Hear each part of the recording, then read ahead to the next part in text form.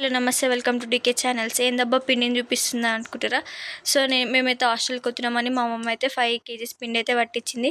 So ఇందులో అయితే ration బియ్యం తీసుకుంది, అలాగే పుట్నాల పప్పు, అలాగే సాబ్దానీలు అయితే తీసుకుంది. సో ఇంకొక బగోనే తీసుకొని అందులో అయితే 3 గ్లాసుల పిండికి 2 గ్లాసుల వాటర్ అయితే పోసుకుంది. ముందుగానే మేము కారం అయితే వేసుకున్నాం. సో ఆయిల్, పసుపు, అలాగే అల్లం, తగినంత ఉప్పు వేసుకోండి, బాగా కలుపుకోండి.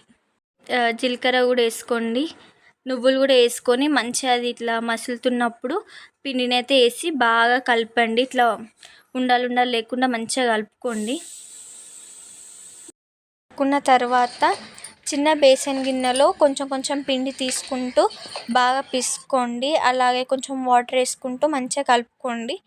కలుపుకున్న తర్వాత ముద్దలు అయిందంతా పెట్టుకోండి పక్కకి. సో మనం మురుకుల గుట్టను తీసుకొని అందులో అయితే ముద్దలు చేసుకున్న పిండిని అయితే పెట్టి బాగా తింపేసి మురుకులు అయితే ఒత్తుకోండి. మురుకులు ఒత్తుకొని బాండి తీసుకొని ఆయిల్ పోసుకొని హీట్ అయిన తర్వాత మురుకులను గోలించుకోండి. సో ఇదైతే హాస్టల్ స్నాక్ అయితే చాలా బాగుంటుంది, మీరు కూడా ట్రై చేయండి. చాలా టేస్టీ కూడా ఉంటుంది, ఎక్కువ స్టోరేజ్ కూడా ఉంటాయి. సో మన మురుకులు అయితే రెడీ అయిపోయినాయి, కరకరలాడే మురుకులు రెడీ. సో మీకు ఈ మురుకులు నచ్చినట్లయితే ప్లీజ్ లైక్, షేర్, సబ్స్క్రైబ్ చేయండి.